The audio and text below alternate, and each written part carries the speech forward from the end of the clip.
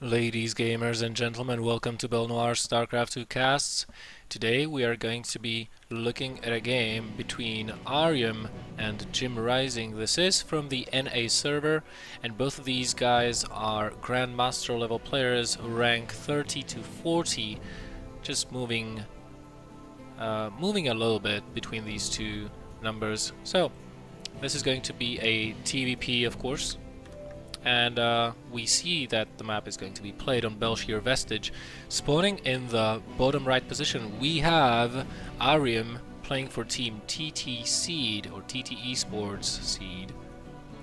His opponent is going to be JimRising, the blue Terran player in the top left, playing for KLG. I do not know what that clan tag means, don't ask me, but if you know, please post that into the comments. I would like to know myself, because there is nothing like getting to know the scene a little bit better with each passing day as you are watching the StarCraft 2 games.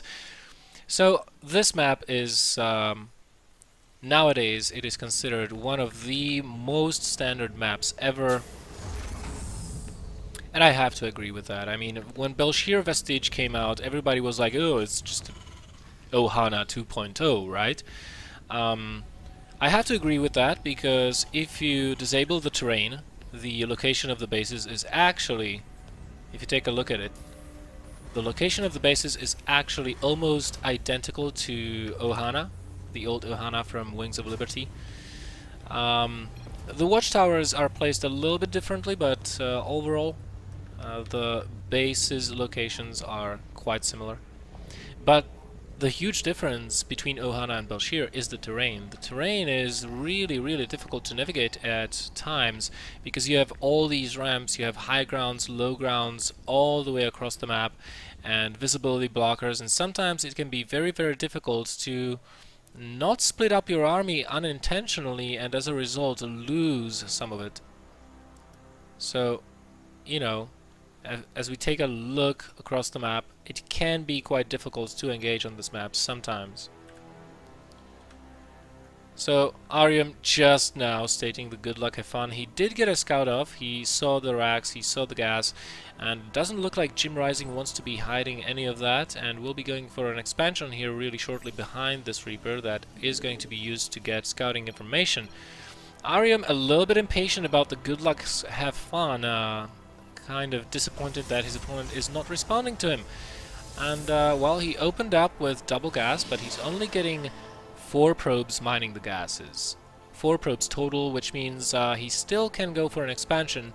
He will just have a little bit more gas to work with, and doesn't look to me like he wants to be getting a Stalker here. He's actually saving up the gas. He does have the warp gate already on the way, but he's not going to be getting any units, which is really surprising. It looks like he wants to tech up very quickly to something. I wouldn't be surprised if I saw a Twilight Council go down and see Arium try to go for DTs, but at the same time, you know, this Reaper will scout everything, and the Mothership Core is just too slow, just not getting that Stalker. I don't know if that was a mistake or if that was intentional, but if that was intentional, I have to say it was a mistake. Wow. That sentence did not make any sense whatsoever, did it? So, expansion going down. This Reaper will get a 3rd kill potentially on that probe. No. This time Arium is on top of the ball. JimRising's expansion finishes up. And behind this, Jim is getting a 2nd racks, getting a tech lab. Probably will be getting a factory and an engineering bay. In reverse order, of course. First the engineering bay, then the factory. Because, you know, getting an earlier factory is quite good for Terran players, just to stay safe versus DTs or Stargates, and it looks like it is going to be the DTs here. And, you know, the fact that there wasn't a Stalker being made for such a long time by Arium, that could be a big tell for JimRising of what is coming his way. So the engineering bay is just about now finished up. The stim is on the way, and I think he will start yeah, there's the missile turret construction starting. He didn't even have to scout the Twilight Council. He knew exactly what is up, and we see the Dark Shrine being constructed. Because why else would you save the gas so much? if you're not going for a very quick DT tech. And I don't think, frankly, that this is going to work for Arium. He's got one Stalker, that is not enough to deny the scout by a Reaper. Oh, Arium triggering the photon overcharge just to prevent that that Reaper from scouting the Dark Shrine. But this is an even heavier confirmation for the Terran player of what Arium is actually doing. With the factor of yeah, he knows exactly what is going up. He knows what is going on. So this is pretty much the Tails build, or you know, a not very cleanly executed version of it. It's supposed to drop 2 DTs into your main at 720. This is going to be much later than that. The problem with this build is that it works wonders versus a Widow Mine opening, a Widow Mine expansion, so to speak, or a Widow Mine drop even, because of how much the Terran player delays his tech. But it's not going to work versus a fast expansion. And the reason is you have 2 orbitals and you have a lot more army to work with on the ground. So only 1 DT being able to be warped in, immediately taken out, and now basically it's a clear loss for Arium, and looks like he is still waiting for that good luck have fun. You know what? I hate players like this. I just don't think it is appropriate to force a good luck have fun out of your opponent. I mean, if he doesn't say it at the start, why would you force it out of them? Some players prefer not to talk during their games at all, and just leave them to it. Why just constantly harass them like this? I don't understand. But quick transition into Colossi here on Arium's side. He's also getting that forge, and he does have Twilight Council tech open for him, and he is saturated on both bases. So he can transition quickly out of those Colossi into High Templars if he so chooses, or he can just go with Colossi Archon for all we know. Still chrono boosting into those Nexuses despite being fully saturated. I would have to say that is a mistake, because you want to chrono boost into your Robo facility and your Robo support bay as much as you can to get these upgrades finished as soon as possible. You don't need more probes. You already have them. And, you know, this timing attack by JimRising, it could work. It could work wonders here. Because we are only on 2 gates so far. Photon Overcharge has to go down. It goes down immediately. Even a Time Warp initiated. But this Colossus, it doesn't have range and no gateway support for it.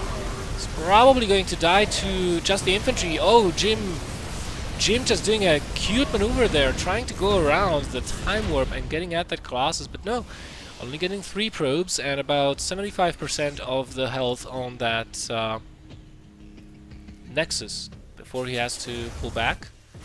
The thing is that Jim, he can just freely expand right now. There's not a damn thing that Arium can do about it.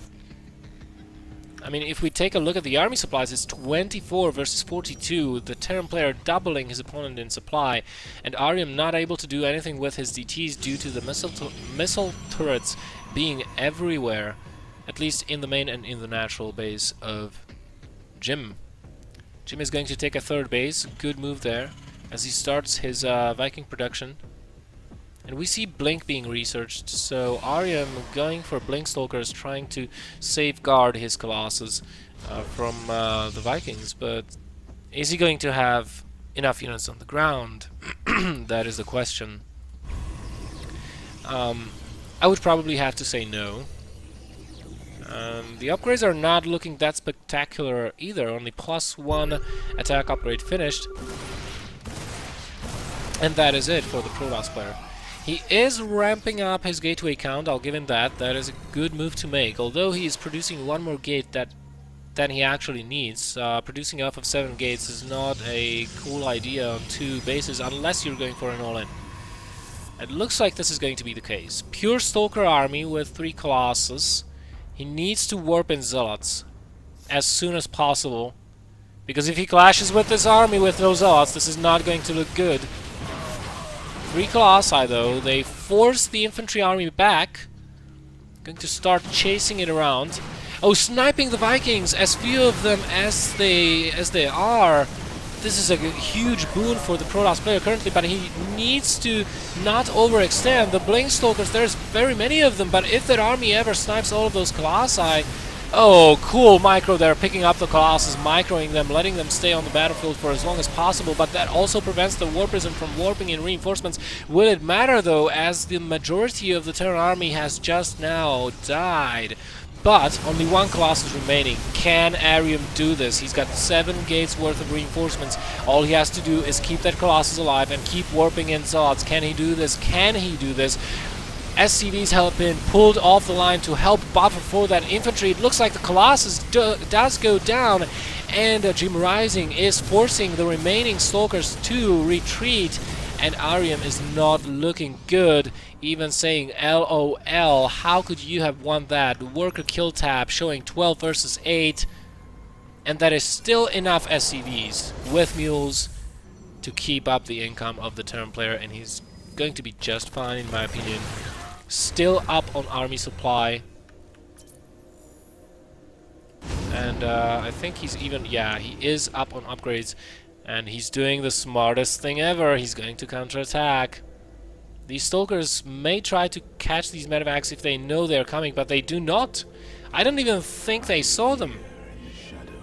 And once these medevacs unload in the main base, this is going to be so painful. And this is just half of the army of the Terran player. And here we go, the drop is beginning to be unloaded. The pylons are the primary target, unpowering those structures.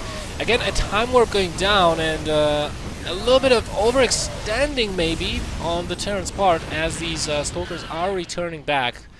Kill one medevac before they run out of targets to kill.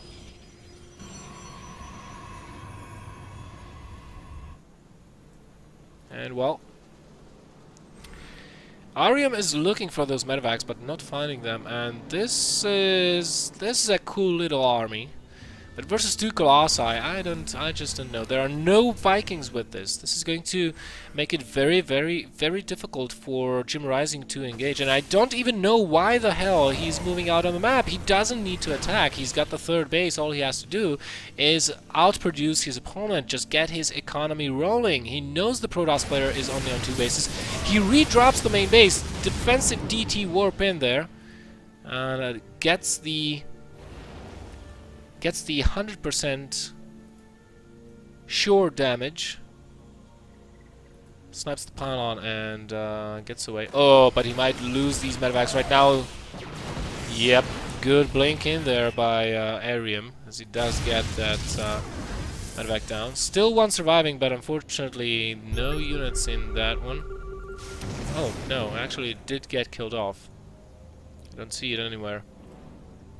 Meanwhile, Arium is looking like he is, he really wants to kill his opponent. He is still working off of 2 bases only. His main base is being mined out right now, so this is pretty much his last-ditch effort. And wow, that's so many Vikings! Those Colossi will go down oh so fast, stimming forward into the Stalkers. The Stalkers are just as if made of paper when engaged versus Marauder Marine Army.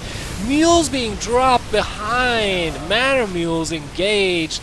The Colossus will fall. Nothing remaining on the ground apart from 4 Stalkers for the Protoss player.